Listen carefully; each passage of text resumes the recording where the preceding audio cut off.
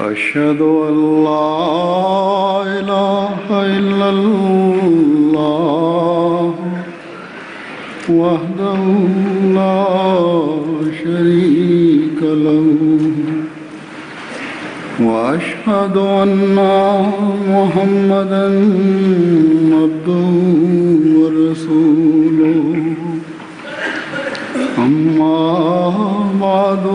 فأعوذ بالله من الشيطان الرجيم بسم الله الرحمن الرحيم الحمد لله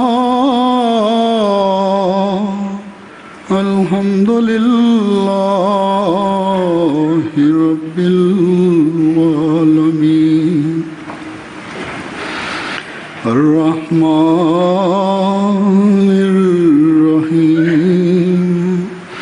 مالك يوم الدين إياك نعبد وإياك نستعين اهدنا الصراط المستقيم صراط الذين أنعمت عليهم غير المغضوب عليهم ولا الضالين.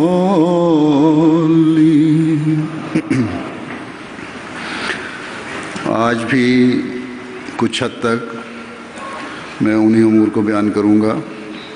جن کا بیان حضرت مسیح موعود علیہ الصلوۃ والسلام نے جلسہ سالانہ 1907 میں اپنی تقریر میں فرمایا تھا. یہ تقریر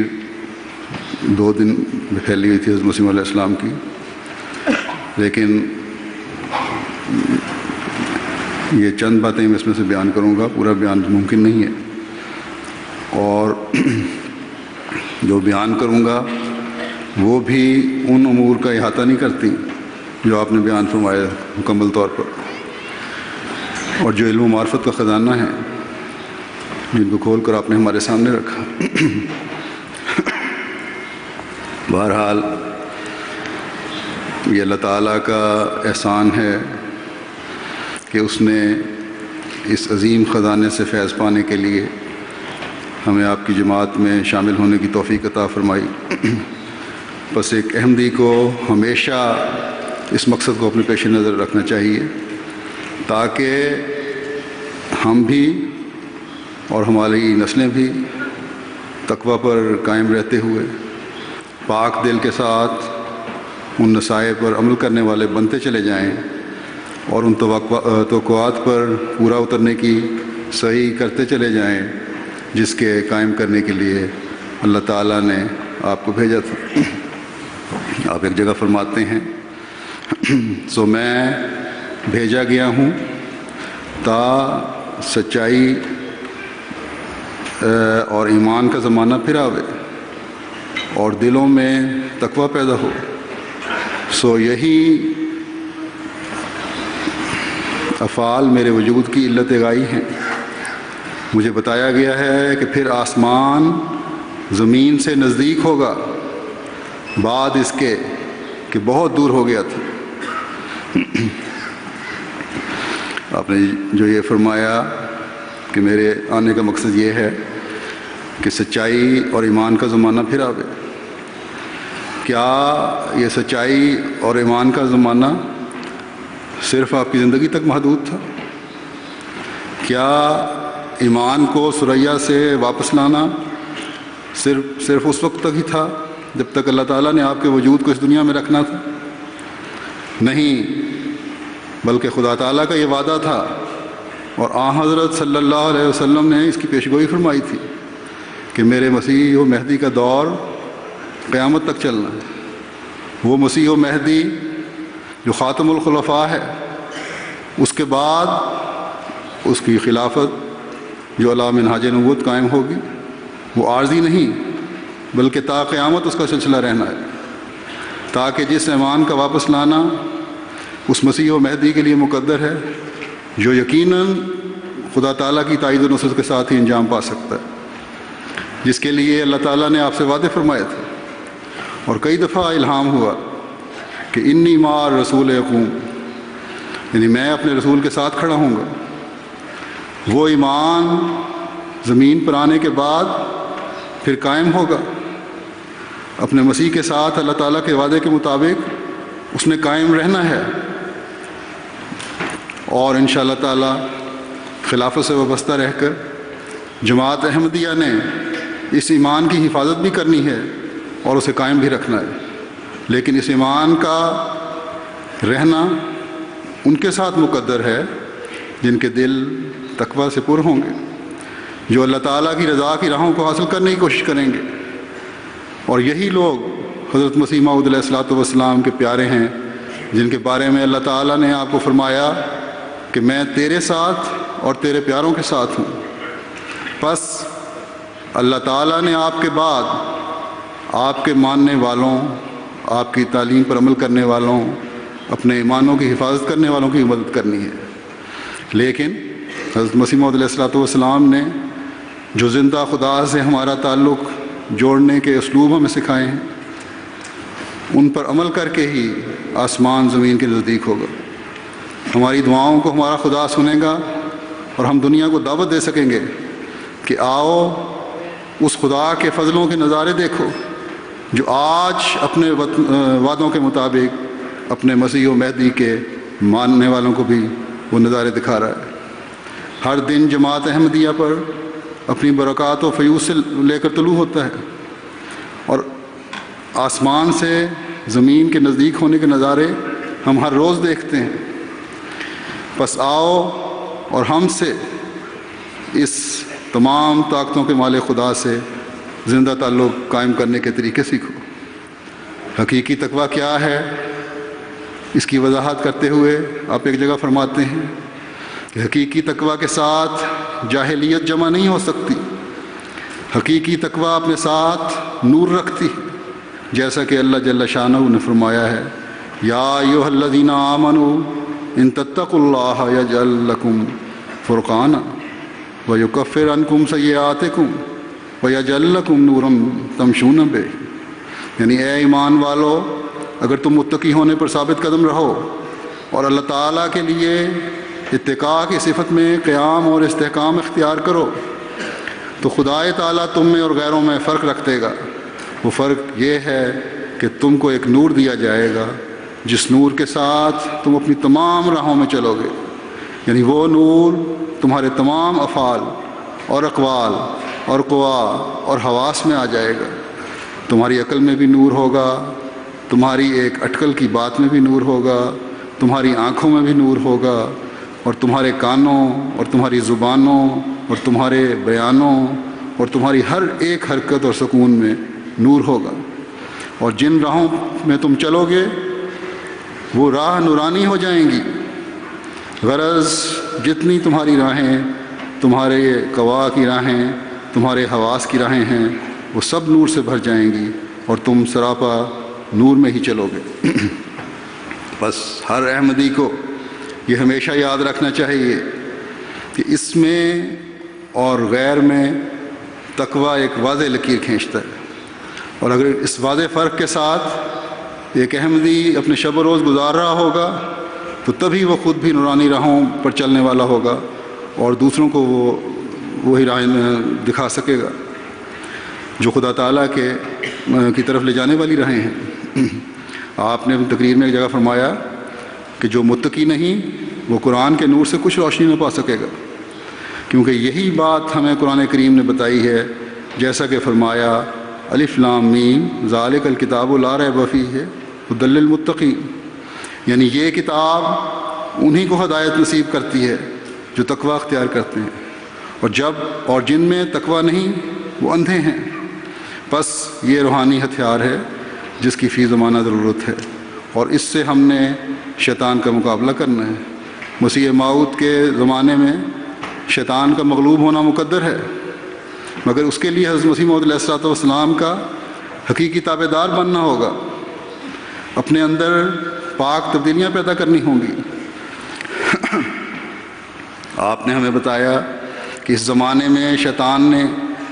ایسے دجل سے کام لینا ہے جس کی پہلے مثال نہیں مل سکتی، لیکن شیطان سے مقابلہ اور اسے شکست دینا بھی اس زمانے میں مقدر ہے، اور اب وہ جری اللہ فی حلل الانبیاء ہی ہے جس نے شیطان کے تمام دجل پاش کرنے ہیں۔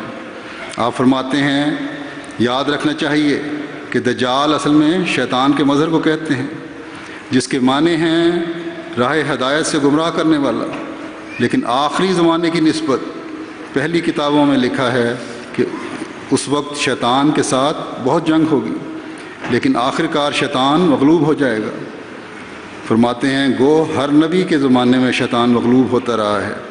مگر وہ صرف فرضی طور پر تھا، حقیقی طور پر اس کا مغلوب ہونا مسیح کے ہاتھوں سے ہی مقدر تھا، اور خدا تعالیٰ نے یہاں تک غلبہ کا وعدہ دیا ہے کہ جاعل الذین اتبعوک فوق الذین کفروا الی یوم القیامہ۔ فرمایا ہے کہ تیرے حقیقی تابع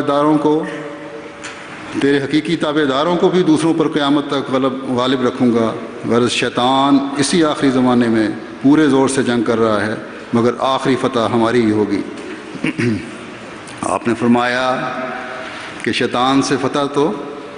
اللہ تعالیٰ کے وعدوں کے مطابق مجھے ملنی ہے، لیکن شیطان پر وہی غلبہ پا سکیں گے جو تیرے حقیقی تابع دار ہوں گے۔ وہ ہر دجل سے بچنے والے ہوں گے جو اس تعلیم پر عمل کرنے والے ہوں گے جس کے ساتھ میں بھیجا گیا ہوں۔ آپ کشتی نو میں فرماتے ہیں کہ واضح رہے کہ صرف زبان سے بیعت کا اقرار کر لینا کچھ چیز نہیں، جب تک دل کی عزیمت سے اس پر پورا عمل نہ ہو۔ پس جو شخص میری تعلیم پر پورا عمل کرتا ہے وہ اس میرے گھر میں داخل ہو جاتا ہے،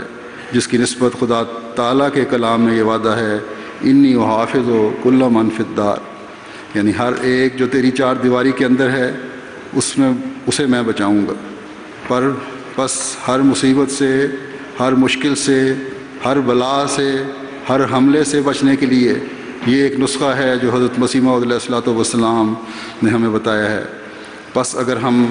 سچے دل سے آپ کی تعلیم پر عمل پیرا ہوں گے تو خدا تعالیٰ اپنے وعدے کے مطابق ہمیں ہر بلا اور دجل اور شیطان کے حملے سے بچائے گا، بلکہ اپنے فضل سے ہمارے ہاتھوں میں وہ روحانی ہتھیار دے گا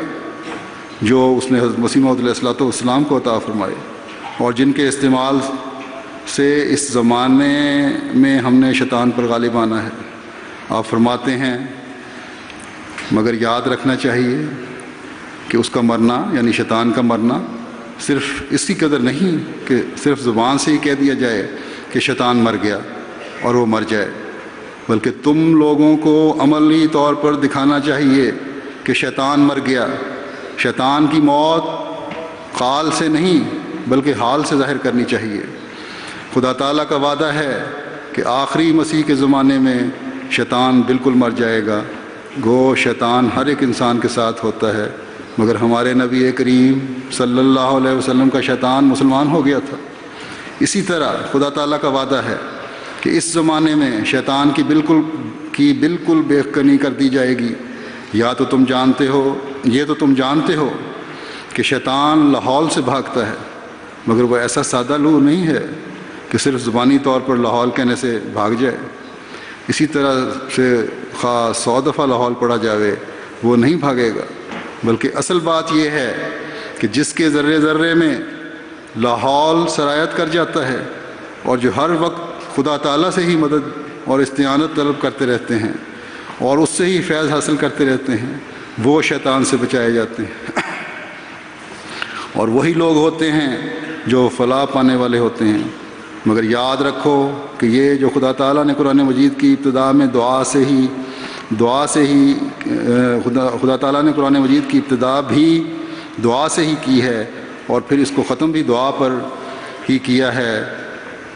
تو اس کا یہ مطلب ہے کہ انسان ایسا کمزور ہے کہ خدا کے فضل کے بغیر پاک ہو نہیں سکتا، اور جب تک خدا تعالیٰ سے مدد اور نصرت نہ ملے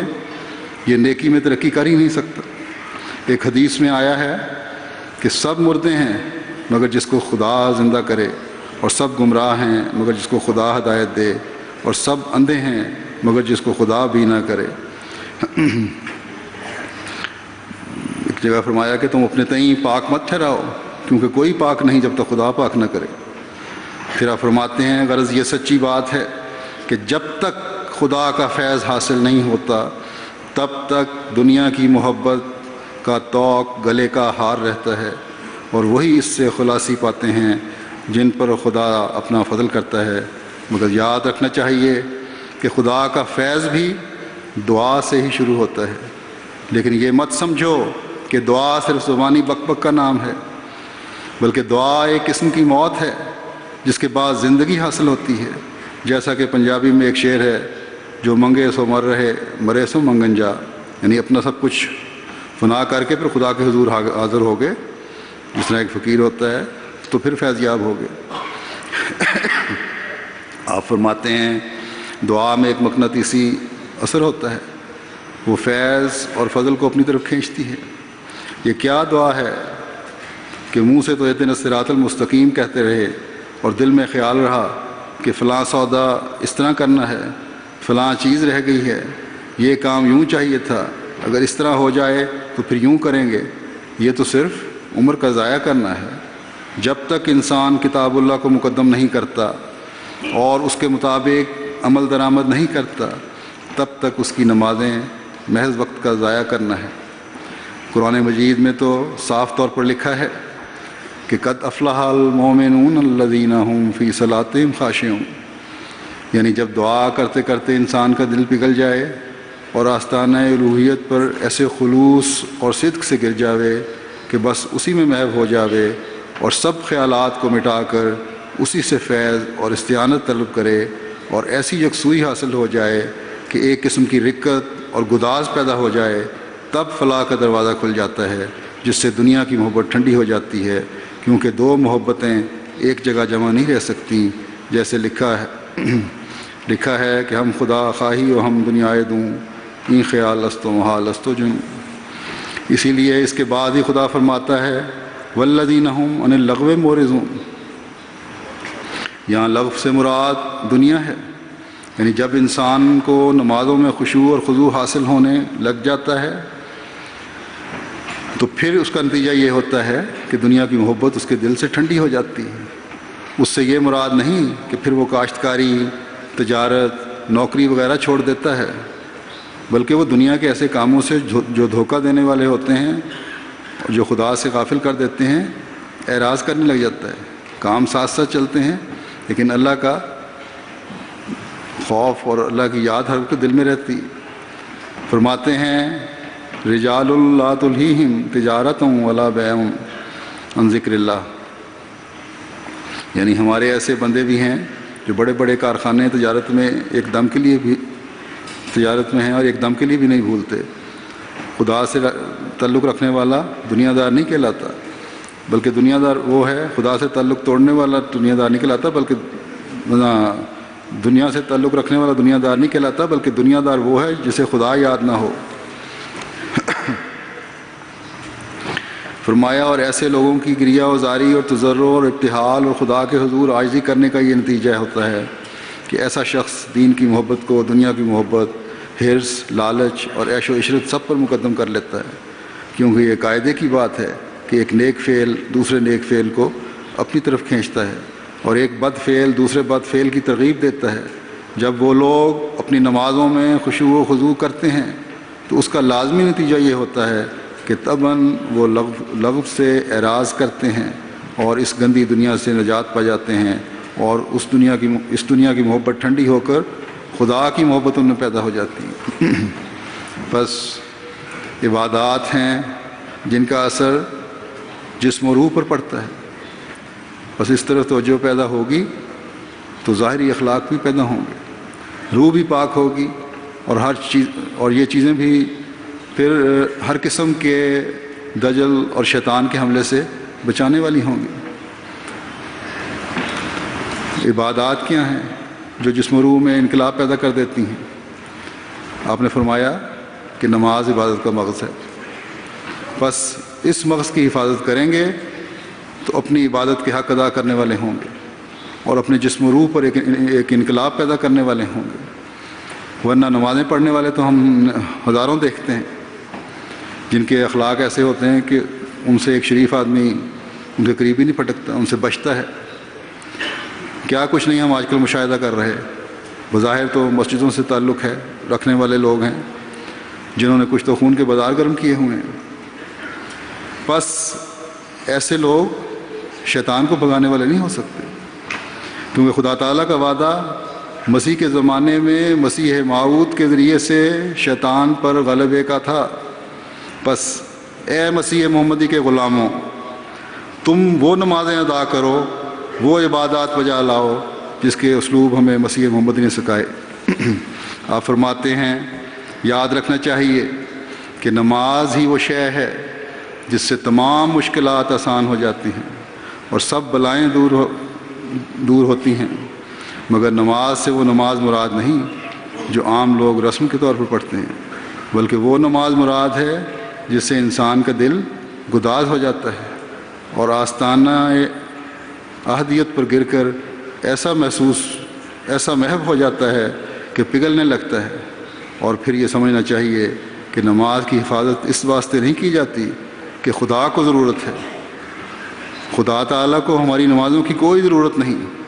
وہ تو غنی عن العالمین ہے، اس کو کسی کی حاجت نہیں،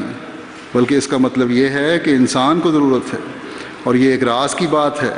کہ انسان خود اپنی بھلائی چاہتا ہے اور اسی لیے وہ خدا سے مدد طلب کرتا ہے، کیونکہ یہ سچی بات ہے کہ انسان کا خدا تعالیٰ سے تعلق ہو جانا حقیقی بھلائی کا حاصل کر لینا ہے۔ ایسے شخص کی اگر تمام دنیا دشمن ہو جائے اور اس کی ہلاکت کے درپے رہے تو اس کا کچھ بگاڑ نہیں سکتی، اور خدا تعالیٰ کو ایسے شخص کی خاطر اگر لاکھوں کروڑوں انسان بھی ہلاک کرنے پڑیں تو کر دیتا ہے، اور اس ایک کے بجائے لاکھوں کو فنا کر دیتا ہے۔ یاد رکھو یہ نماز ایسی چیز ہے کہ اس سے دنیا بھی سنور جاتی ہے اور دین بھی، لیکن اکثر لوگ جو نماز پڑھتے ہیں تو وہ نماز ان پر لعنت بھیجتی ہے۔ بس آج اللہ تعالیٰ کے انعاموں کا وارث بننے کے لیے جن کا اس نے حضرت مسیح موعود علیہ السلام سے وعدہ فرمایا ہے، اور اللہ تعالیٰ سے تعلق جوڑنے کے لیے اور ہر قسم کی بھلائیوں کے حصول کے لیے اور اپنی نسلوں کی حفاظت اور بقا کے لیے ایسی باتیں کرنی ہوں گی جو خالصتاً اللہ تعالیٰ کی رضا کی خاطر ہوں، نہ وہ نمازیں جن کا قرآن کریم میں ذکر ہے جو کہ نمازیوں پر لعنت بھیجتی ہیں، جن کا حضرت مسیح موعود علیہ السلام نے ذکر فرمایا ہے۔ پھر جیسا کہ حضرت مسیح موعود علیہ السلام نے فرمایا، دنیا کا کوئی دجل ہمارا بال بھی بیکا نہیں کر سکتا، شیطان کا کوئی حملہ ہمیں نقصان نہیں پہنچا سکتا، دنیا ہزار ہماری تباہی اور بربادی کے منصوبے باندھے ذرہ بھر بھی ہمیں نقصان نہیں پہنچا سکتی، بلکہ آپ فرماتے ہیں کہ خدا تعالیٰ ایسے شخص کی خاطر اگر لاکھوں کروڑوں کو بھی ہلاک کرنا پڑے تو کر دیتا ہے۔ اور یہ کوئی پرانے قصے نہیں ہیں، آج بھی ہم دیکھ رہے ہیں کہ اللہ تعالیٰ اپنے وعدے کے مطابق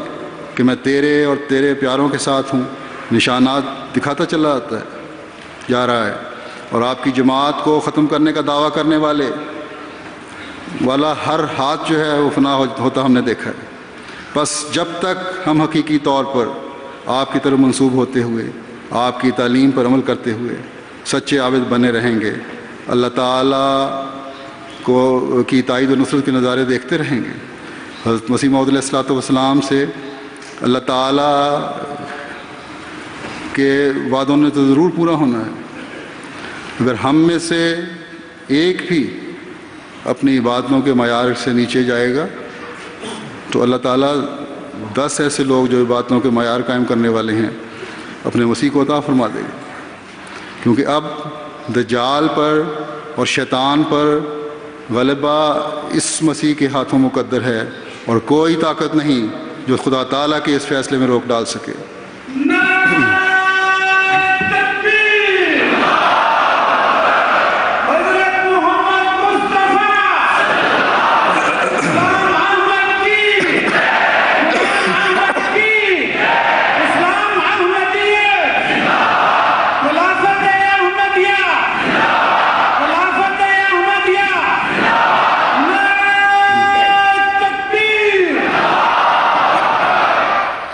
بس آج ہم میں سے ہر ایک کا فرض ہے کہ خدا کے مسیح کی آواز پر لبیک کہتے ہوئے اللہ تعالیٰ سے اپنی باتوں کے معیار بلند کرنے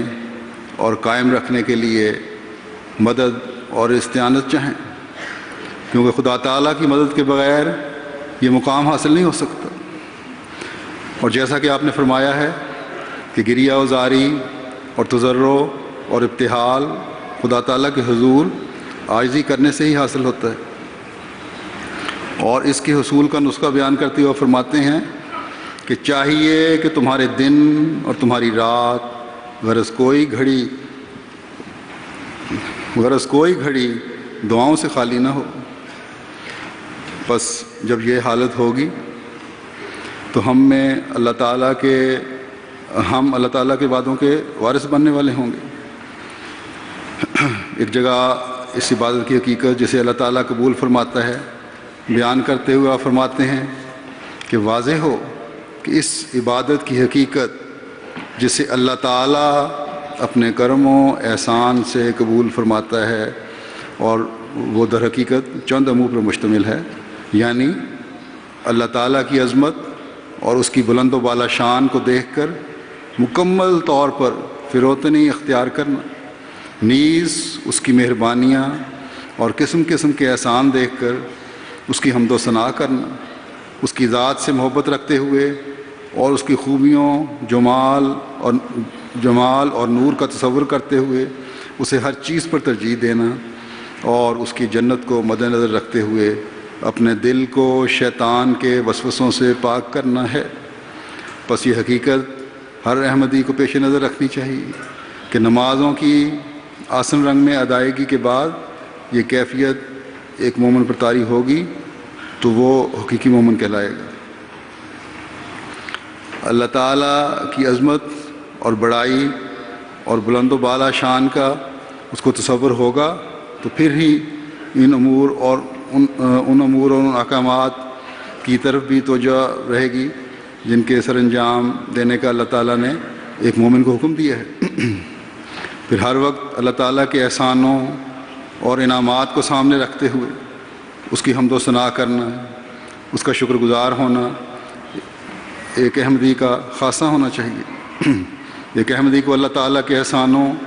اور انعامات کا جتنا تجربہ ہے وہ کسی دوسرے کو ہو ہی نہیں سکتا۔ اس زمانے میں خدا تعالیٰ کے احسانوں میں سے یہ کتنا عظیم احسان ہے کہ ایک احمدی پر کہ اللہ تعالیٰ نے اس زمانے کے امام کو ماننے کی توفیق عطا فرمائی۔ دنیا کی اکثر آبادی جسے شیطان نے وسوسوں میں ڈبویا ہوا ہے اور جس کے نتیجے میں وہ زمانے کے امام کے انکاری ہیں، ان وساوس سے ہمیں پاک کیا ہوا ہے۔ بس یہ ایسی باتیں ہیں جو ہمارے دلوں کو اللہ تعالیٰ کی محبت میں بڑھانے والی اور اس کی باتوں کی طرف توجہ دلانے والی ہیں اور ہونی چاہیے۔ مسیح آخر الزمان کو اللہ تعالیٰ نے خاتم الخلفاء بنا کر بھیجا ہے۔ بس اللہ نے اپنے پیارے نبی حضرت خاتم الانبیاء محمد مصطفیٰ صلی اللہ علیہ وسلم کے اس عاشق صادق کو امام الزمان اور خاتم الخلفاء بنا کر جو بھیجا ہے، تو اسی خاتم الخلفاء کی خلافت کا زمانہ بھی اب تا قیامت رہنا ہے۔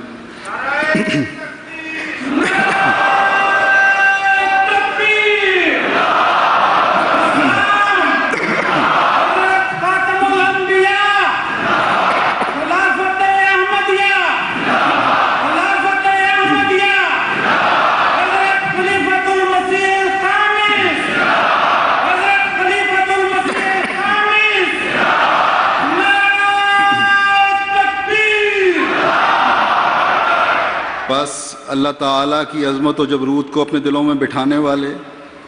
عاجزی انکساری میں بڑھنے والے، اللہ تعالیٰ کی ذات کا صحیح فہم و ادراک کرتے ہوئے اسے قادر و توانا سمجھنے والے، اسے طاقتوں کا سرچشمہ سمجھنے والے آج احمدی ہیں جو اس یقین پر قائم ہیں کہ تمام نوروں کا منبع خدا تعالیٰ کی ذات ہے۔ وہی ہے جس نے اس زمانے کی تاریکی کو دور کرنے کے لیے اس خاتم الخلفاء کو دنیا میں بھیجا ہے، اور اللہ تعالیٰ کے اس احسان پر اس کی حمد و ثنا کے گیت گاتے ہوئے آگے بڑھتے چلے جانے والے احمدی ہی ہیں۔ بس جب تک ہم اس سوچ کے ساتھ آگے بڑھتے چلے جائیں گے، اپنی زندگیاں گزارتے چلے جائیں گے، اپنے دلوں کو غیر اللہ سے کلیتاً پاک رکھیں گے، اس کی عبادتوں میں خالص رہیں گے، اپنی زبانوں کو اس کے ذکر سے تر رکھیں گے، تب تک اللہ تعالیٰ ہمیں اپنے انعامات اور احسانات سے نوازتا رہے گا۔ اللہ تعالیٰ کے انعامات میں سے ایک بہت بڑا انعام، جیسے پہلے بھی میں کہہ چکا ہوں، جو اس خاتم الخلفاء کے ذریعے سے جماعت احمدیہ کو اس نے دیا ہے، وہ نظام خلافت کا انعام ہے۔ جو بھی اس انعام کی قدر کرتے ہوئے اس انعام سے منسلک رہے گا، شیطان کے وسوسوں سے اپنے آپ کو محفوظ رکھے گا اور دعاؤں سے اس کی آبیاری کرتا رہے گا، وہ اس دنیا میں بھی اور آخرت میں بھی الہی وعدوں کے مطابق اپنی جنت کا سامان کرنے والا ہوگا۔ آج ہم حضرت مسیح موعود علیہ الصلوۃ والسلام کی خلافت کے سمے سال سے گزر رہے ہیں، اور انشاءاللہ تعالی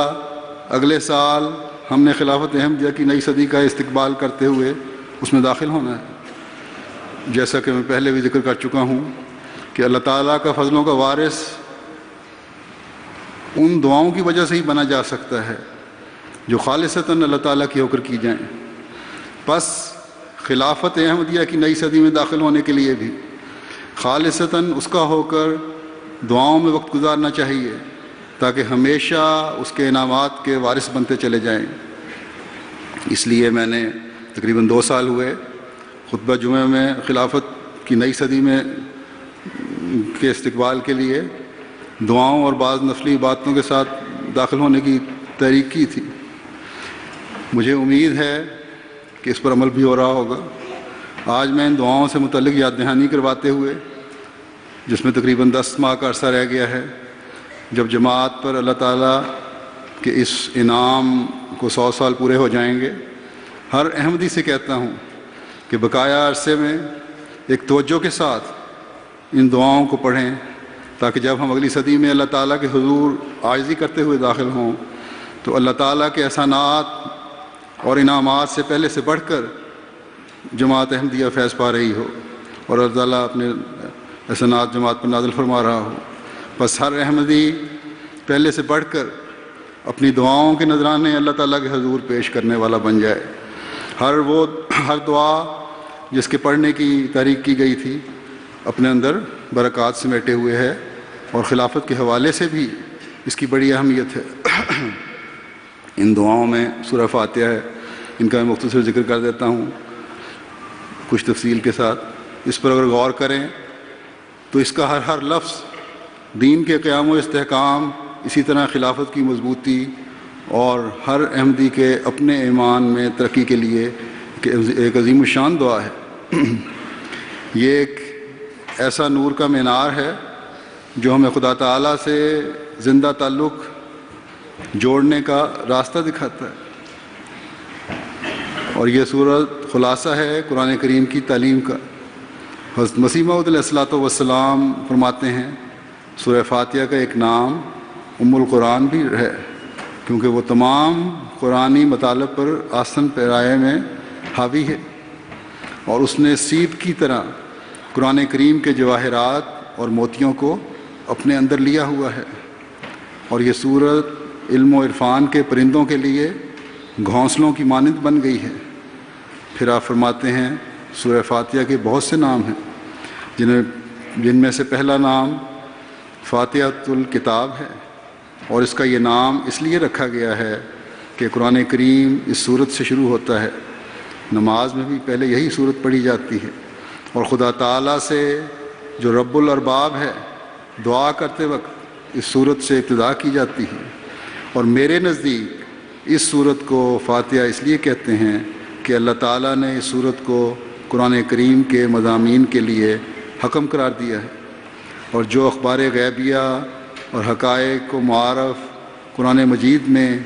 احسان کرنے والے خدا کی طرف سے بیان کیے گئے ہیں وہ اس صورت میں بھر دیے گئے ہیں، اور جن امور کا انسان کو مبدا و معاد یعنی دنیا اور آخرت کے سلسلے میں جاننا ضروری ہے، وہ سب اس میں موجود ہے۔ مثلا وجود باری،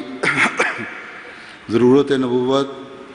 اور مومن بندوں میں سلسلہ خلافت کا قیام پر استدلال۔ اور اس صورت کی سب سے بڑی اور اہم خبر یہ ہے کہ یہ صورت مسیح موعود اور مہدی موعود کے زمانے کی بشارت دیتی ہے۔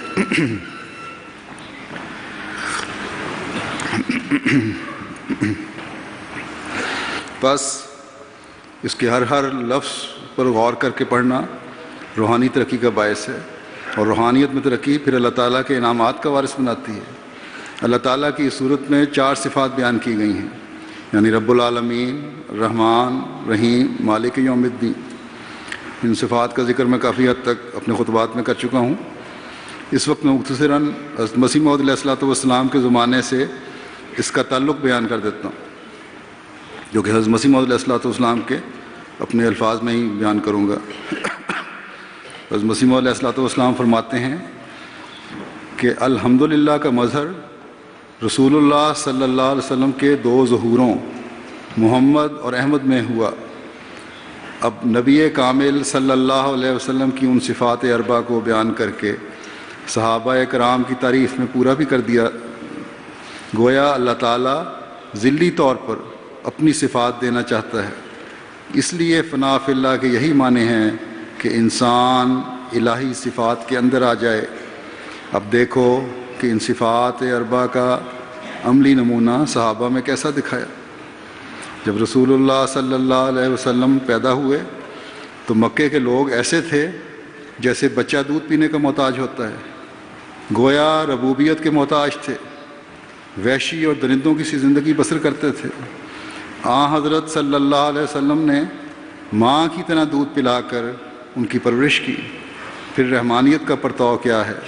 وہ سامان دیے کہ جن میں کوشش کو کوئی دخل نہ تھا، قرآن کریم جیسی نعمت اور رسول کریم جیسا نمونہ عطا فرمایا۔ پھر رحیمیت کا ظہور بھی دکھلایا کہ جو کوششیں کیں ان پر نتیجے مترتب کیے، ان کے ایمانوں کو قبول فرمایا اور نصارہ کی طرح ضلالت میں نہ پڑنے دیا، بلکہ ثابت قدمی اور استقلال عطا فرمایا۔ کوشش میں یہ برکت ہوتی ہے کہ خدا ثابت قدم کر دیتا ہے۔ رسول اللہ صلی اللہ علیہ وسلم کے صحابہ میں کوئی مرتد نہ ہوا، دوسرے نبیوں کے احباب میں ہزاروں ہوتے تھے۔ فرماتے ہیں غرض رسول اللہ صلی اللہ علیہ وسلم کی رحیمیت کا اثر تھا کہ صحابہ میں ثبات قدم اور استقلال تھا۔ پھر مالک یوم الدین کا عملی ظہور صحابہ کی زندگی میں یہ ہوا کہ خدا نے ان میں اور ان کے غیروں میں فرقان رکھ دیا۔ جو معرفت اور خدا کی محبت دنیا میں ان کو دی گئی، یہ ان کی دنیا میں جزا تھی۔ اب قصہ کوتاہ کرتا ہوں کہ صحابہ رضی اللہ عنہم میں ان صفات اربع کی تجلی چمکی، لیکن بات بڑی غور طلب ہے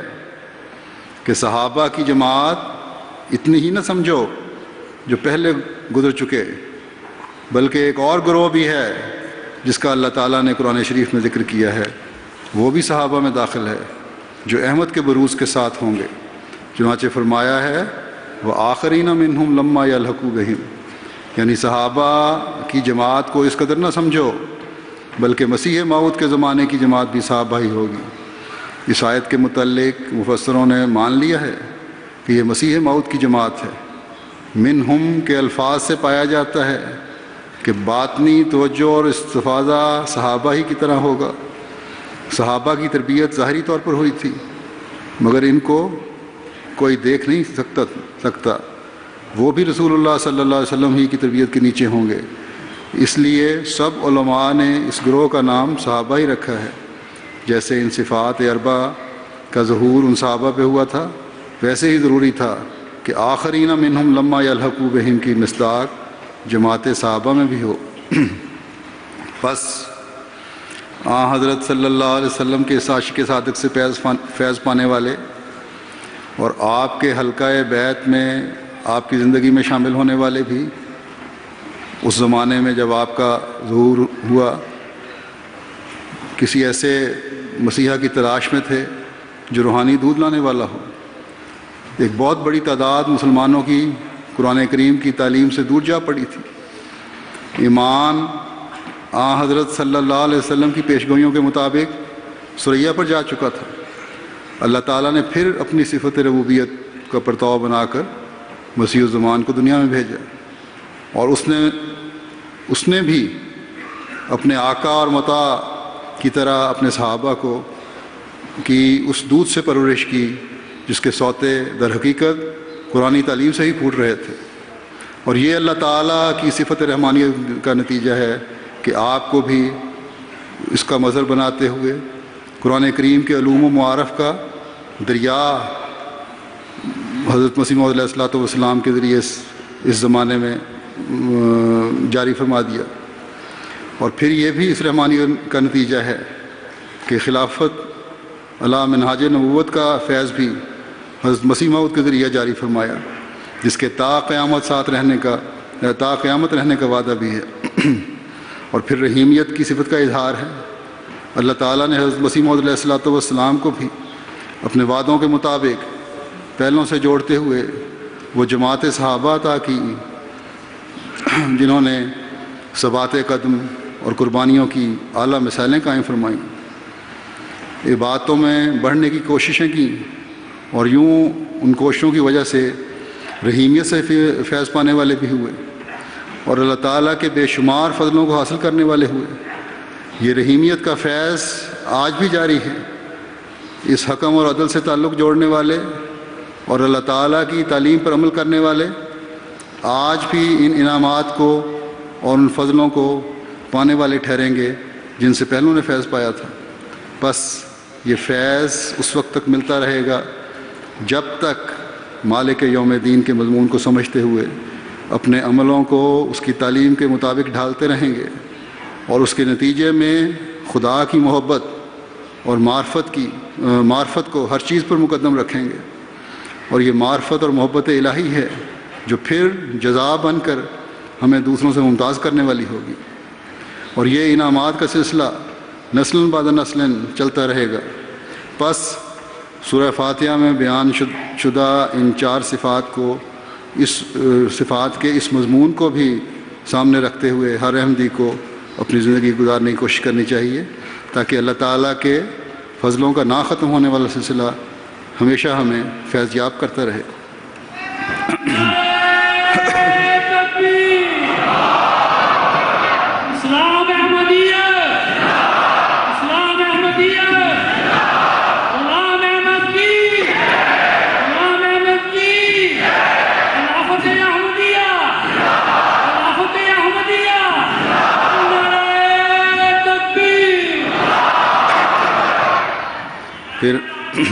پھر اللہ تعالیٰ کا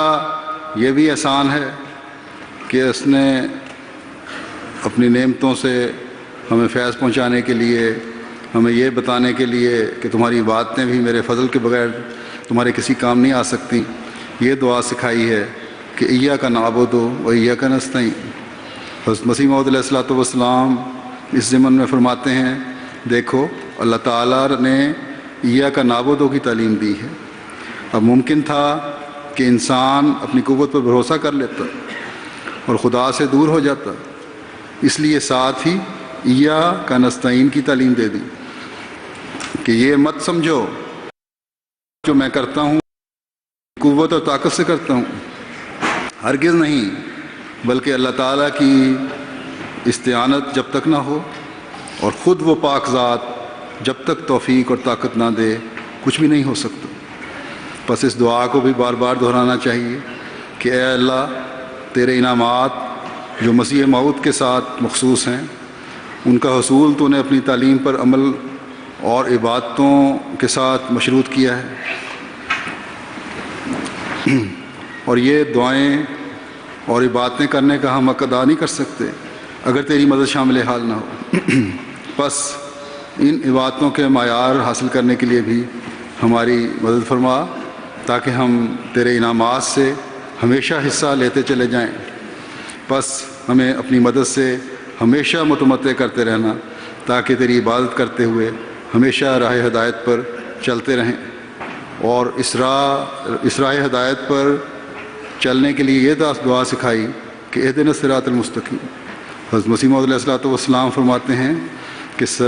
کلام الہی اہدنا الصراط المستقیم کی معنی یہ ہیں کہ اے ہمارے پروردگار، ہمیں سیدھا راستہ دکھا اور ہمیں اس راستے پر قائم رکھ جو تیری جناب تک پہنچاتا ہو اور تیری سزا سے بچاتا ہو۔ اور اللہ تعالیٰ تک پہنچانے کے راستے ان لوگوں کی پیروی سے حاصل ہوتے ہیں جو اللہ تعالیٰ کے انعام یافتہ ہیں۔ بس ہم خوش قسمت ہیں کہ ہم اس زمانے میں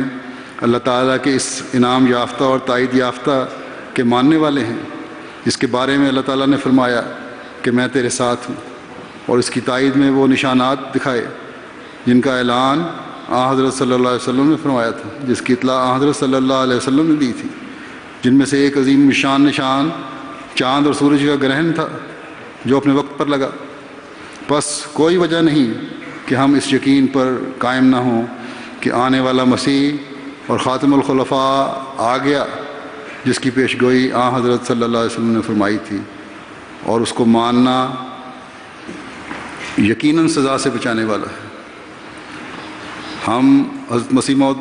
کو مان کر نہ صرف سزا سے بچائے جانے والے بنے، بلکہ اس دعا کی بدولت دائمی طور پر ان انعام یافتہ لوگوں میں شامل ہو گئے جن میں اللہ تعالیٰ نے اپنے وعدے کے مطابق ہمیشہ کے لیے خلافت کا نظام جاری فرما دیا۔ حضرت مسیح موعود علیہ الصلوۃ والسلام فرماتے ہیں کہ اللہ تعالیٰ نے ان لوگوں سے جو ایمان لائے اور انہوں نے نیک عمل کیے یہ وعدہ کیا ہے کہ وہ انہیں اپنے فضل اور عنایت سے اس دنیا میں ضرور خلیفہ بنائے گا، جیسا کہ اس نے اس سے قبل نیکوکاروں اور متقیوں کو خلیفہ بنایا تھا۔ قرآن کریم میں سورہ نور میں اللہ تعالیٰ فرماتا ہے وعد اللہ الذین آمنوا منکم وعملوا الصالحات لیستخلفنہم فی الارض کما استخلف الذین من قبلہم۔ حضرت مسیح موعود علیہ الصلوۃ والسلام فرماتے ہیں کہ پس ثابت ہو گیا کہ مسلمانوں میں روز قیامت تک خلفاء آتے رہیں گے، اور یہ کہ آسمان سے کوئی نہیں آئے گا بلکہ یہ سب لوگ اسی امت سے مبعوث کیے جائیں گے۔ اور پیش گوئی کے مطابق جس مسیح اور مہدی اور خاتم الخلفاء نے آنا تھا اس نے بھی اسی امت سے مبعوث ہونا تھا۔ پس حضرت صلی اللہ علیہ وسلم کی پیش گوئیوں کے مطابق 14ویں صدی میں وہ مسیح و مہدی اور خاتم الخلفاء مبعوث ہو گیا۔ اللہ تعالیٰ نے اپنے وعدے کو پورا کر دیا، اس کو ماننے والے امن میں آ گئے، اور جیسا کہ آپ نے رسالہ الوصیت میں فرمایا تھا کہ میرے جانے کے بعد تم دوسری قدرت بھی دیکھو گے جس کا سلسلہ دائمی ہے۔ اللہ تعالیٰ کا یہ وعدہ پورا ہوتے بھی ہم گزشتہ 100 سال سے دیکھ رہے ہیں۔ بس دعائیں کریں کہ اللہ تعالیٰ اس انعام سے ہمیشہ فیض یاب کرتا رہے، اور کبھی ایسے عمل سرزد نہ ہوں جس سے اللہ تعالیٰ کے غضب کے نیچے آنے والے بنے، یا اس گروہ میں شامل ہوں جو گمراہ ہوئے اور اللہ تعالیٰ کی پکڑ کے نیچے آئے۔ بس سورہ فاتحہ ایک ایسی دعا ہے جو خلافت کے حوالے سے بھی بڑے غور سے پڑھنے والی دعا ہے۔ پھر دعاؤں میں درود شریف پڑھنے کی تحریک کی گئی تھی۔ درود شریف کی اہمیت بھی کتنی ہے، اس سے کیا برکات ہم حاصل کرتے ہیں، اس بارے میں حضرت صلی اللہ علیہ وسلم نے فرمایا مجھ پر درود بھیجا کرو، تمہارا مجھ پر درود بھیجنا خود تمہاری پاکیزگی اور ترقی کا ذریعہ ہے۔ بس مسیح موعود کی جماعت میں شامل ہو کر دلوں کو پاک کرنا ہی اصل مقصود ہے، اور اس کا نسخہ حضرت صلی اللہ علیہ وسلم نے ہمیں بتایا کہ مجھ پر درود بھیجو جو تمہاری پاکیزگی کا باعث بنے گا، اور تمہاری دینی، دنیاوی اور روحانی ترقی ہوگی،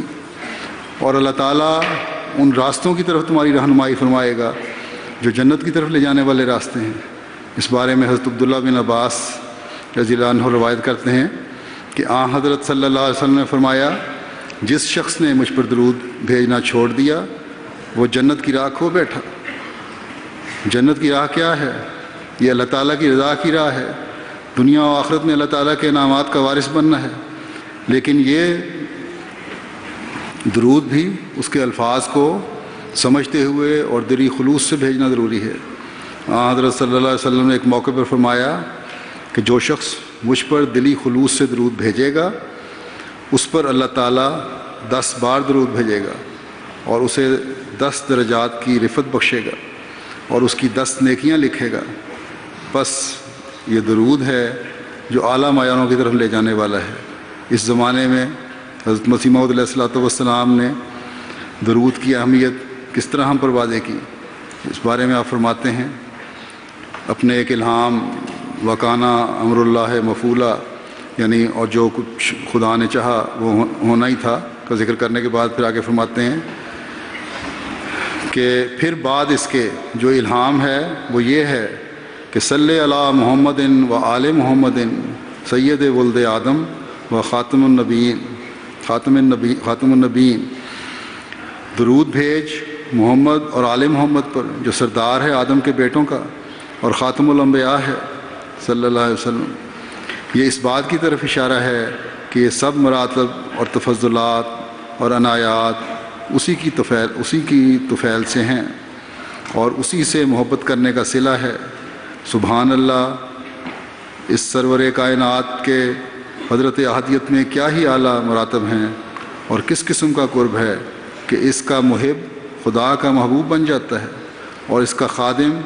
ایک دنیا کا مخدوم بن جاتا ہے، یعنی اس سے محبت کرنے والا خدا بھی محبت کرتا ہے اور جو اس کا نبی کا خادم ہے ایک دنیا اس کی خادم بن جاتی ہے۔ اس مقام پر مجھ کو یاد آیا، فرماتے ہیں اس مقام پر مجھ کو یاد آیا کہ ایک رات اس عاجز نے اس کثرت سے درود شریف پڑھا کہ دل و جان اس سے معطر ہو گیا۔ اسی رات خواب میں دیکھا کہ آب زلال کی شکل پر نور کی مشقیں اس عاجز کے مکان میں لیے آتے ہیں، فرشتے لے کے آتے ہیں جو صاف مصفہ پانی، اور ایک نے ان میں سے کہا کہ یہ وہی برکات ہیں جو تو نے محمد کی طرف بھیجی تھیں صلی اللہ علیہ وسلم۔ اور ایسا ہی عجیب ایک اور قصہ یاد آیا کہ ایک مرتبہ الہام ہوا جس کے معنی یہ تھے کہ ملائے اعلیٰ کے لوگ خصومت میں ہیں،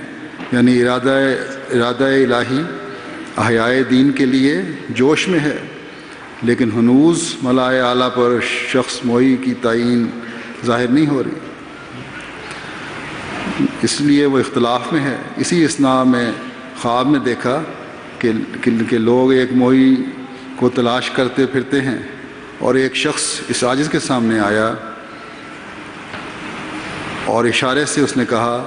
ھذا رجل یحب رسول اللہ، یعنی یہ وہ آدمی ہے جو رسول اللہ صلی اللہ علیہ وسلم سے محبت رکھتا ہے، اور اس قول سے یہ مطلب تھا کہ اس شرط اعظم اس عہدے کی محبت رسول ہے،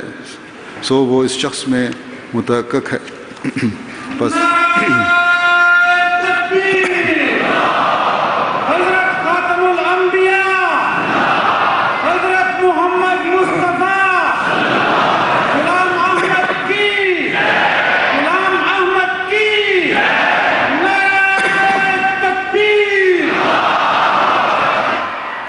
بس اس زمانے کے امام اور مسیح و آخر الزمان جن کو اللہ تعالیٰ نے احیاء دین کے لیے مبعوث فرمایا ہے، ان کو یہ مقام اپنے آقا و مطاع حضرت محمد مصطفیٰ صلی اللہ علیہ وسلم کے عشق و محبت میں ڈوبنے اور آپ پر درود بھیجنے سے ملا۔ بس آج بھی اللہ تعالیٰ کے فضلوں اور انعاموں سے فیض اٹھانے کے لیے مسیح موعود کی جماعت میں شامل ہونے کے بعد یہی نسخہ ہمیں استعمال کرنا ہوگا۔ ان انعامات کا وارث تا قیامت رہنے کے لیے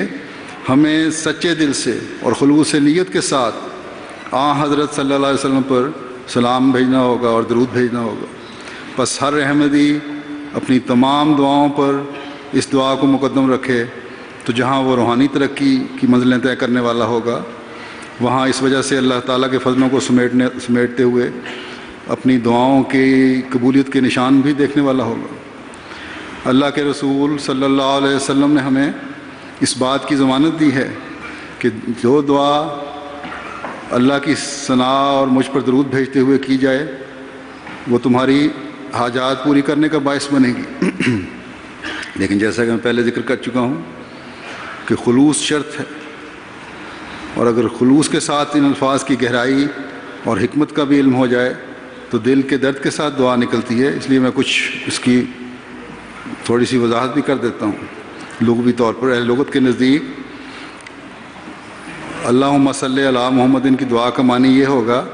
کہ اے اللہ تو محمد صلی اللہ علیہ وسلم کو اس دنیا میں ان کا ذکر بلند کر کے ان کے پیغام کو کامیابی اور غلبہ عطا فرما کر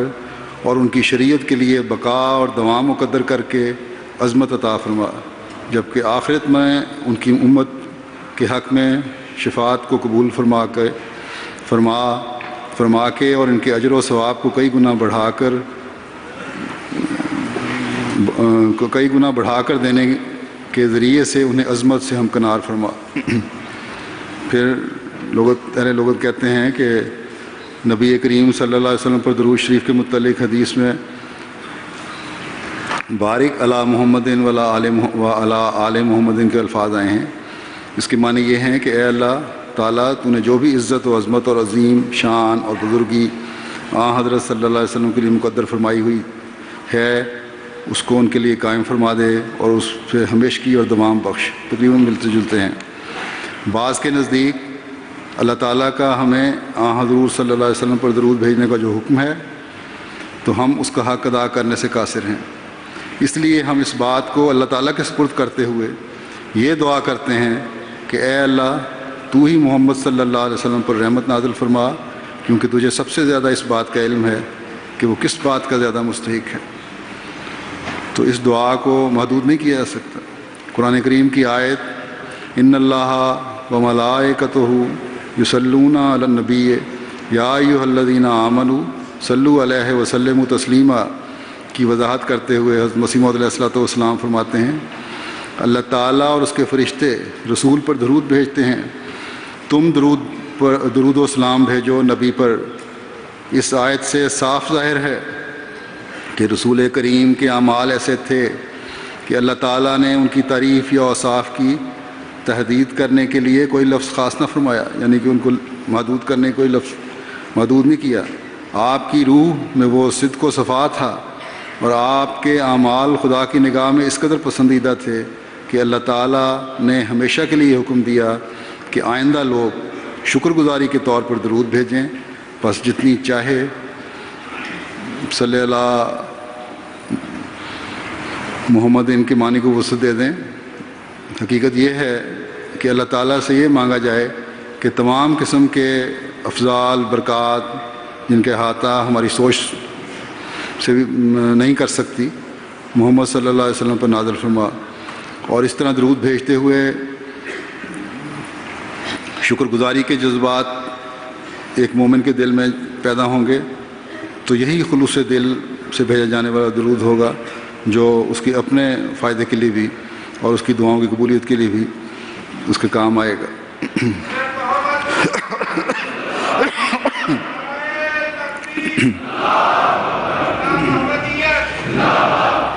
مسلم موعود رضی اللہ تعالیٰ عنہ نے ایک اور رنگ میں بات سوال کرتے ہیں، اس لیے میں نے یہ بھی لے لیا کہ درود شریف کی بڑی لطیف تفسیر فرمائی ہے. مختصر بیان کر دیتا ہوں. اس بات پر کہ یہ سوال اٹھتا ہے کہ حضرت صلی اللہ علیہ وسلم خاتم الانبیاء ہیں، آپ کی تعلیم تمام انبیاء کی تعلیم کا احاطہ کیے ہوئے ہے، بلکہ قرآن کریم نے وہ باتیں بیان فرمائی ہیں جن کا پہلی قوموں کو فہم و ادراک ہی نہیں تھا اور آپ کا زمانہ اب قیامت تک پر منتج ہے. پھر یہ کیوں درود شریف میں ہمیں دعا سکھائی گئی کہ اللہم صلی علی محمد وعلی آل محمد کما صلیت علی ابراہیم. تو یہ کما کا لفظ کیوں استعمال کیا گیا ہے؟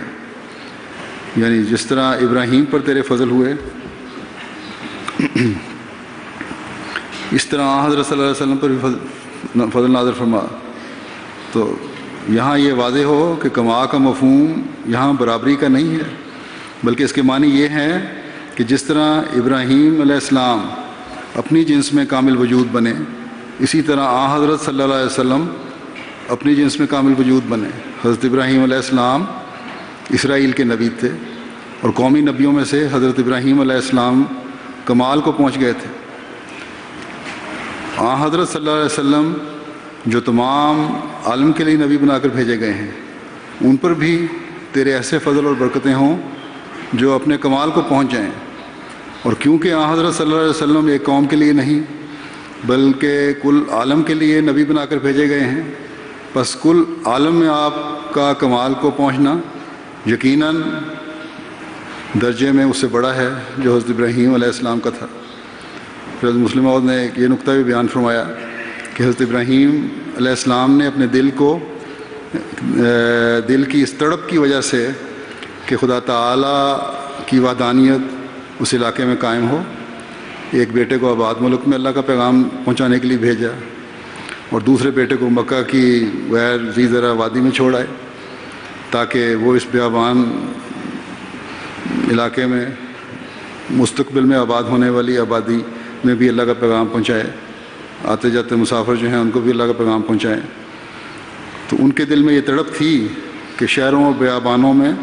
خدائے واحد کا بول بالا ہو، اور ان کی اس تڑپ کی قدر کرتے ہوئے اللہ تعالیٰ نے ایک لمبے عرصے بعد اس بیابان آبادی میں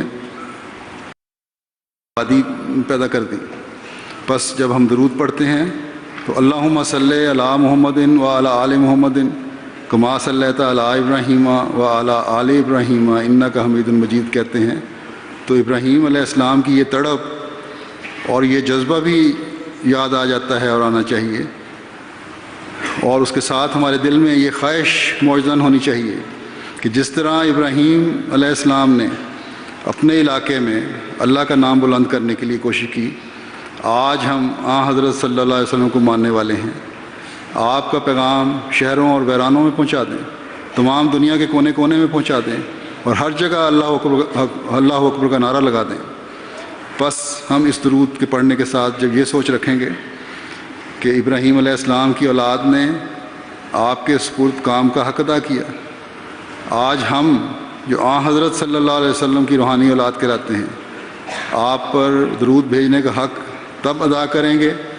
جب دنیا کے چپے چپے میں آن حضرت صلی اللہ علیہ وسلم کا پیغام پہنچانے والے اور اللہ اکبر کا نعرہ لگانے والے ہوں گے.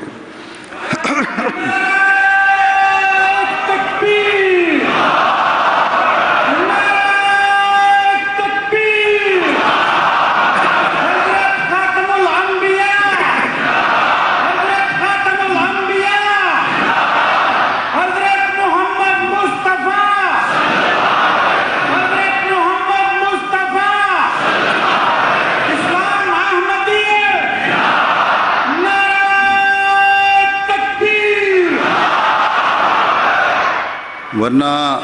درود تو اللہ تعالیٰ اور اس کے فرشتے آن حضرت صلی اللہ علیہ وسلم پر بھیج ہی رہے ہیں. ہمارے درود کے محتاج آن حضرت صلی اللہ علیہ وسلم نہیں ہیں. یہ درود ہمارے ذہنوں میں انقلاب پیدا کرنے کے لیے ہے،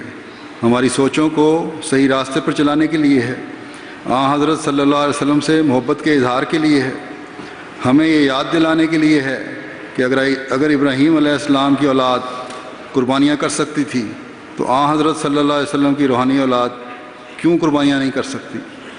ہمیں اس سے زیادہ قربانیوں کی ضرورت ہے کیونکہ ہمارا میدان عمل پوری دنیا ہے. ہم اس نبی کے ماننے والے ہیں جو تمام دنیا کے لیے مبعوث ہو کر آیا. بس اے وہ سب احمدیو جنہوں نے اس نبی کے غلام کی جماعت میں شامل ہو کر یہ عہد کیا ہے کہ ہم آن حضرت صلی اللہ علیہ وسلم کی تعلیم کو نہ صرف اپنے پر لاگو کریں گے بلکہ تمام دنیا کو اس سے آگاہ کریں گے. ملکوں میں جا کر اپنے ملکوں میں جا کر حضرت ابراہیم اور ان کی اولاد کی قربانیوں کو سامنے رکھتے ہوئے قربانیوں میں آگے بڑھیں اور خدائے واحد کا پیغام اپنے ہم وطنوں کو پہنچائیں اور اس پہنچانے میں پہلے سے بڑھ کر کوشش کریں. اللہ سب کو توفیق دے. پھر یہ دعا کرنے کے لیے بھی کہا تھا ان دعاؤں میں کہ جو حضرت مسیح موعود علیہ السلام کو اللہ تعالیٰ نے الہامی طور پر سکھائی تھی، جس سے آپ کو ایک خطرناک بیماری سے شفا ہوئی. وہ دعا یہ تھی کہ سبحان اللہ و بحمدہ سبحان اللہ العظیم اللہم صلی علی محمد و آل محمد. اور اس شفا کے بعد پھر حضرت مسیح موعود علیہ السلام کو الہام ہوا تھا، عربی الہام ہے، اس کا ترجمہ یہ ہے کہ اگر تمہیں اس نشان میں شک ہو جو شفا دے کر ہم نے دکھلایا تو تم اس کی نظیر کوئی اور شفا پیش کرو. اس الہامی دعا کے پہلے حصے کے الفاظ کہ سبحان اللہ و بحمدہ سبحان اللہ العظیم کے بارے میں ایک حدیث میں یوں ذکر آتا ہے حضرت ابو ہریرہ رضی اللہ تعالیٰ عنہ سے روایت ہے کہ رسول اللہ صلی اللہ علیہ وسلم نے فرمایا کہ 2 کلمے ایسے ہیں جو بولنے کے لحاظ سے زبان پر نہایت ہی ہلکے ہیں، لیکن وزن کے لحاظ سے ترازو میں بہت وزنی ہیں اور خدائے رحمان کو بہت ہی پیارے ہیں۔ وہ ہیں سبحان اللہ و بحمدہ سبحان اللہ العظیم، یعنی پاک ہے وہ اللہ، پاک ہے اللہ تعالیٰ اپنی حمد کے ساتھ، اور پاک ہے خدا تعالیٰ کی عظمتوں والی ذات۔ پس اللہ تعالیٰ نے اپنی حمد اور عظمت کو حضرت صلی اللہ علیہ وسلم پر درود کے ساتھ ملا کر اس الہامی دعا میں جو شفا کا ذریعہ بنا دیا ہے، جو جسمانی اور روحانی شفا کا ذریعہ بھی ہے، اس کو بہت پڑھنا چاہیے۔ خلیفہ مسیح رابع نے بھی فرمایا تھا، اور بعض علماء کے نزدیک بھی، جب اللہ کا صلہ اڑا کر براہ راست آل محمدن کہہ کر آل محمد اڑایا گیا، تو آل محمد کہہ کر آل محمد کو حضرت صلی اللہ علیہ وسلم سے ملا دیا ہے، جس سے حضرت صلی اللہ علیہ وسلم سے روحانی قربت کا بیان کرنا مقصود ہے، اور یہ روحانی قربت سب سے بڑھ کر حضرت مسیح موعود علیہ السلام کو اللہ تعالیٰ نے عطا فرمائی تھی، اور یہی قربت کا فیض تا قیامت اب چلنا ہے حضرت مسیح موعود علیہ السلام کی جماعت میں اور مومنین کی جماعت میں جاری رہنا ہے خلافت کے نظام کے تحت۔ پھر یہ دعا تھی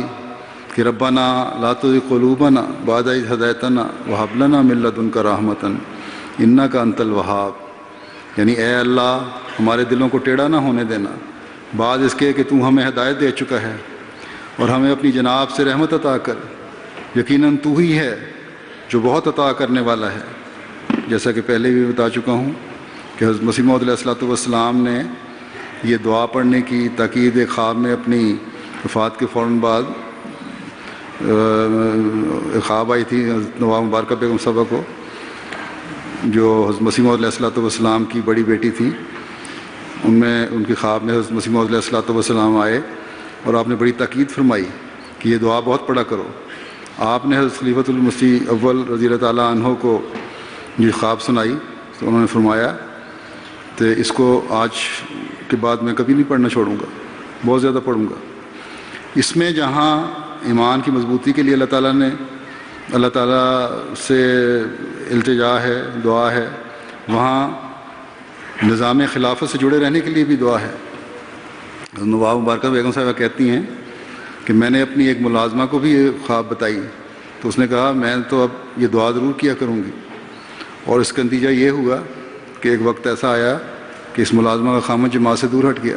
بلکہ جماعت چھوڑ دی، لیکن اس دعا کی برکت سے یہ ملازمہ محفوظ رہی، وہ خاتون جو تھیں، اور خلافت سے چمٹی رہیں، اور اپنے بچوں کو لے کر خامد سے علیحدہ ہو کر قادیان آ گئیں، بچے بھی اس سے محفوظ ہو گئے اس شر سے۔ بس یہ دعا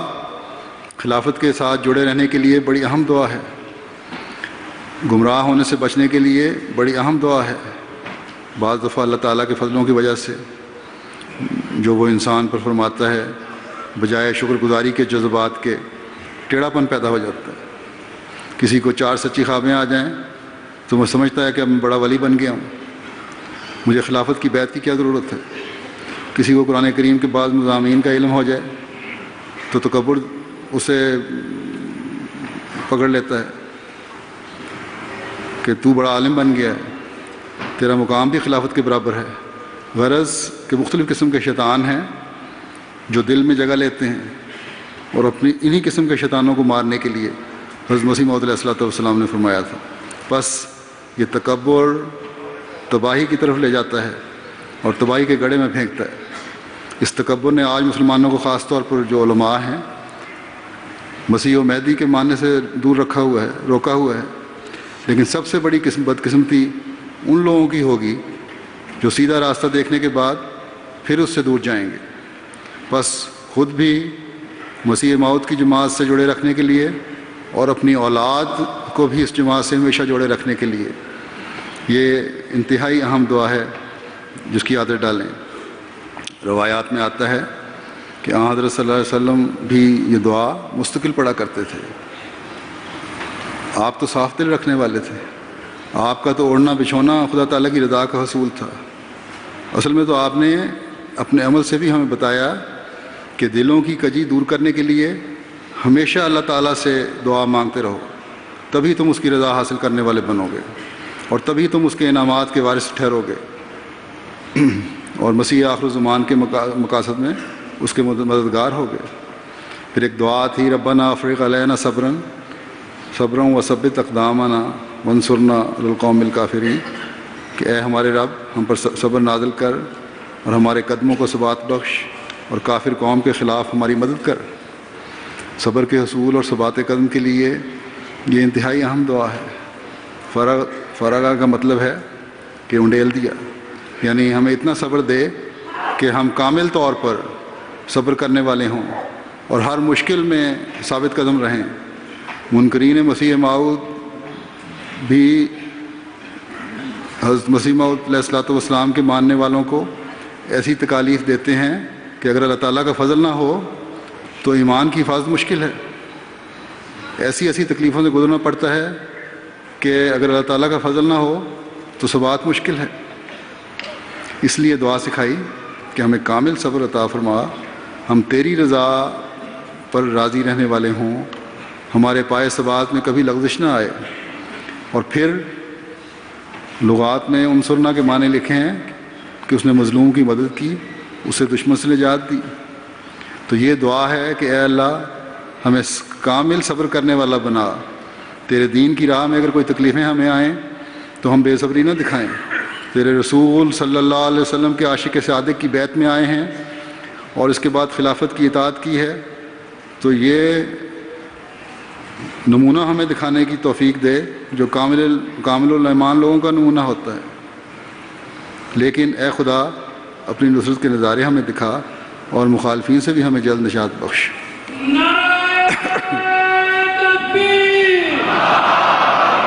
حضرت محمد مصطفیٰ، اسلام احمدیت، غلام احمد پیر، غلام احمد پیر، شہیدان احمدیت، سیران راہ مولا، سیران راہ مولا،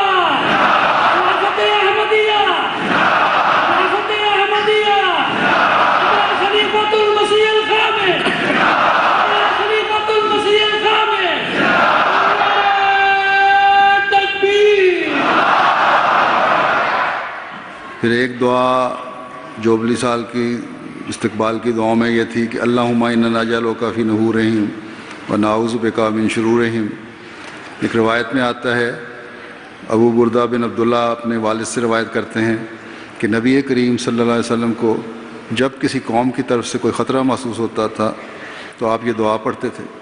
کہ اللہم انا نجعلک فی نحورہم ونعوذ بک من شرورہم۔ اے اللہ ہم تجھے ان کے سینوں میں ڈالتے ہیں اور ان کی شرارتوں سے تیری پناہ طلب کرتے ہیں۔ اس کی وضاحت خلیفۃ المسیح ثانی نے ایک دفعہ موقع دعا کی تحریک کی تھی تو فرمائی تھی کہ اس کے بیان کرتے کہتے ہیں کہ یہ دعا آپ اس وقت مانگتے تھے حضرت صلی اللہ علیہ وسلم جب قومی طور پر کوئی فساد دیکھتے تھے۔ کئی حدیثوں میں ہے کہ جب آپ کو کسی قوم سے خوف ہوتا تو اسلام کے مقابلے پر کھڑی ہوتی قومیں اور اسلام کو نقصان پہنچانا چاہتی ہیں تو آپ اس وقت یہ دعا مانگا کرتے تھے کہ اللہم انا نجعلک فی نحورہم ونعوذ بک من شرورہم۔ یہ دعا آن حضرت صلی اللہ علیہ وسلم کے دستور میں شامل ہے اور ایسے ہی موقع کے لیے ہے جب اقوام ایک جتھے کے طور پر جمع ہو کر اسلام پر حملہ آور ہوں۔ اور چونکہ ہماری حالت بھی آج کل ایسی ہے کہ سب قومیں حتیٰ کہ حکومتیں بھی بعض جگہ کی متحد ہو کر جماعت کو نقصان پہنچانے کی کوشش کر رہی ہیں، ہمیں بہت دعائیں کرنی چاہیے۔ کبھی کس ملک کی حکومت کے ساتھ ملا مل جاتا ہے، کبھی کسی ملک کے ساتھ، بعض اسلامی ملک نہیں بھی ہیں تو وہاں بھی بعض دفعہ ایسی دقتیں پیش آ رہی ہیں، تو بہت دعا کرنی چاہیے۔ اللہ تعالیٰ سے دشمن کے مقابلوں میں امداد اس میں چاہی گئی ہے۔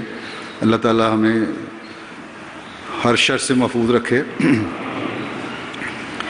دشمن کا حملہ بھی دو طرح کا ہوتا ہے اور اس میں دونوں طرح کے حملوں کا بیان کیا گیا ہے، ایک وہ جو سامنے سے حملہ ہو، ایک وہ جو پیچھے سے ہو اور شرارتیں کی جائیں۔ جو سامنے سے کیا جائے حملہ اس کی ذات چھاتی اور سینے پر ہوتی ہے. تو دشمن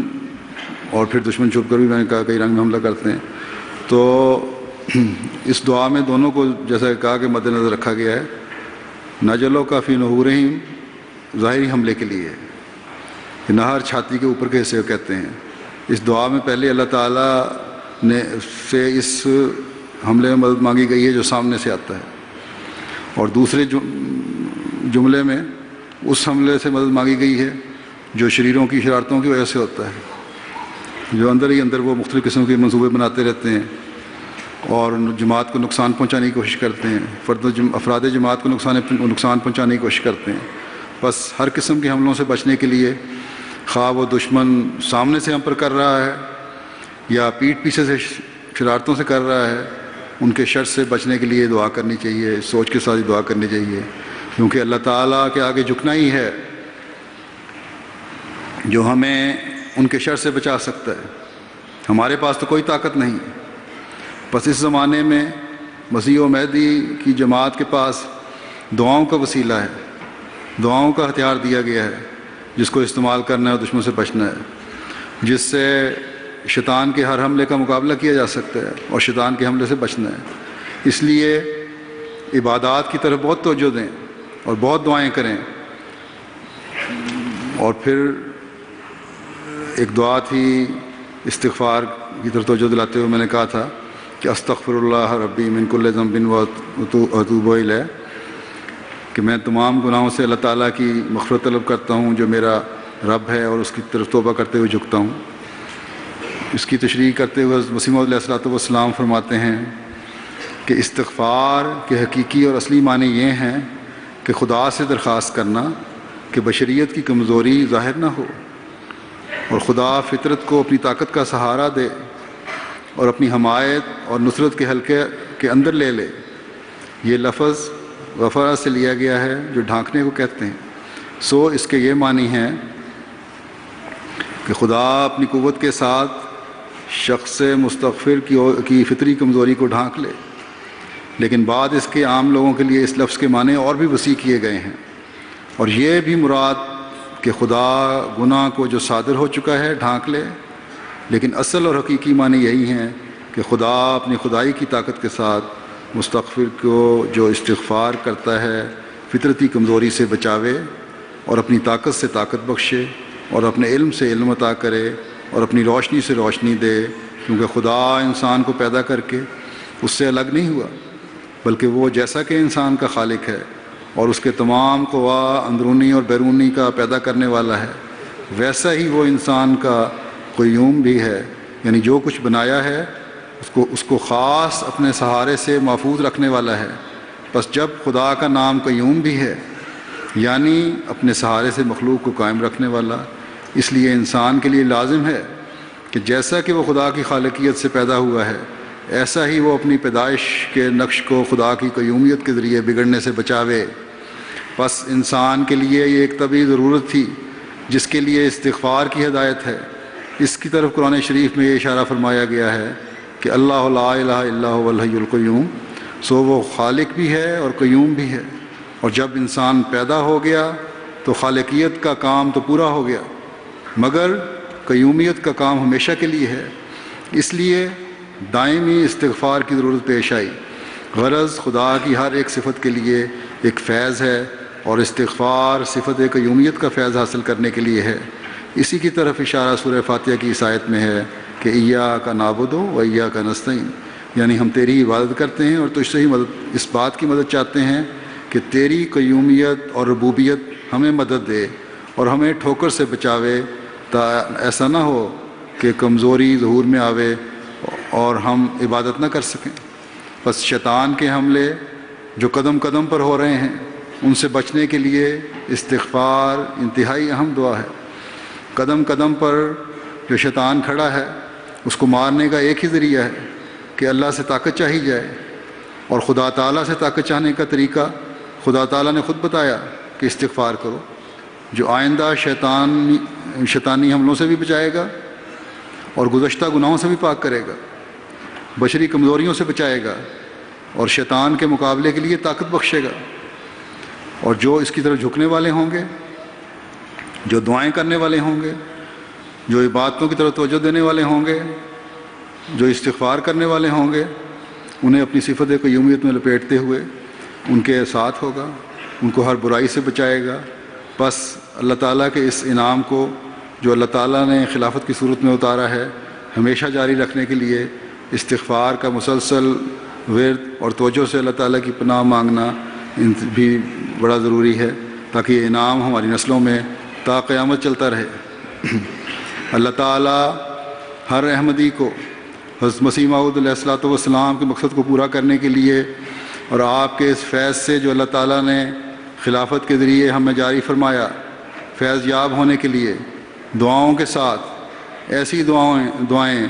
جو اللہ تعالیٰ کی محبت کو جذب کرنے والی ہوں، ایسی دعائیں جو عرش کے پائے ہلا دینے والی ہوں، ایسی دعائیں جو مردہ دلوں میں جان ڈال دینے والی ہوں، خلافت کی اس صدی کو الوداع کہیں اور اپنی دعاؤں کے ساتھ خلافت کی نئی صدی میں قدم رکھیں۔ جب اس طرح اس صدی کو دعاؤں کے ساتھ اور پاک تبدیلیاں پیدا کرتے ہوئے الوداع کریں گے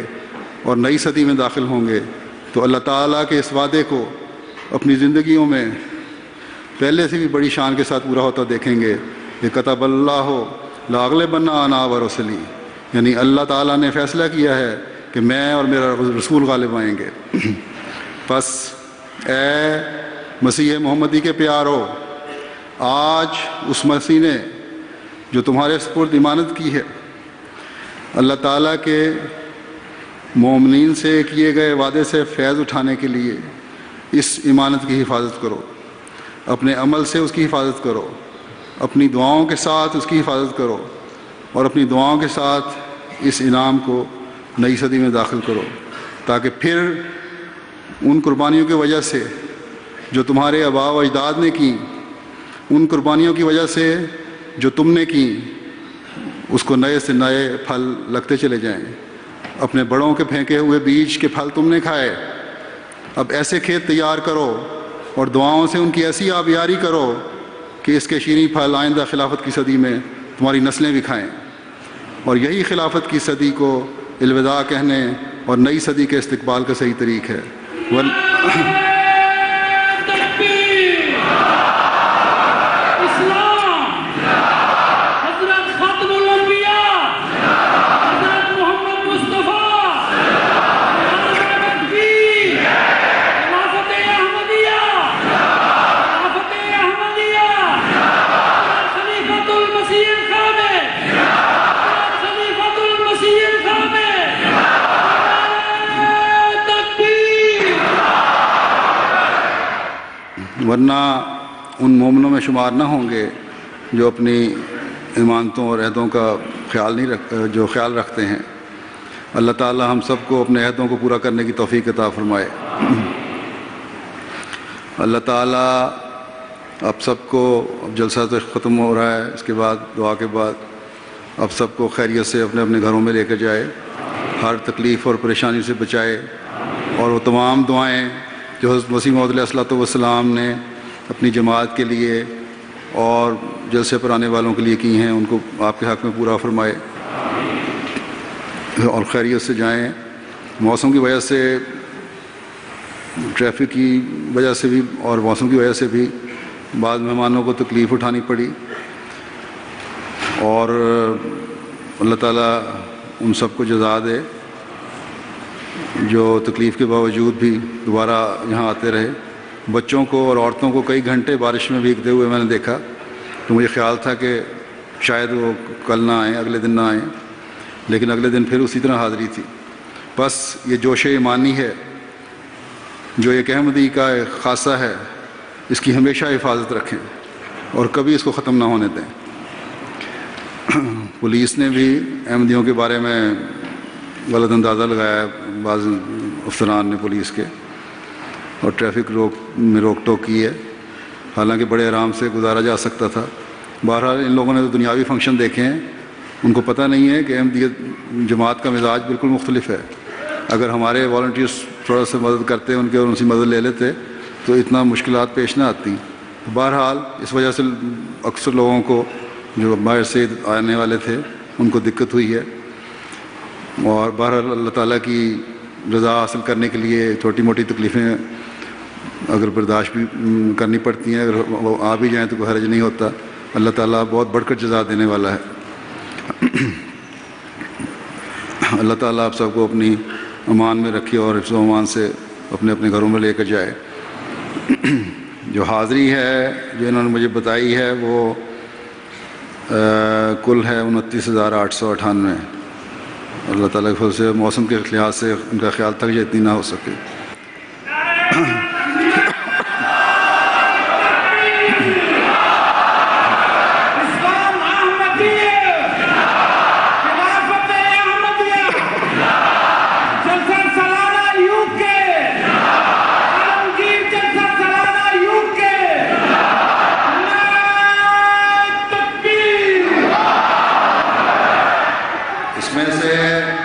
پاکستان سے آنے والے 2,193 ہیں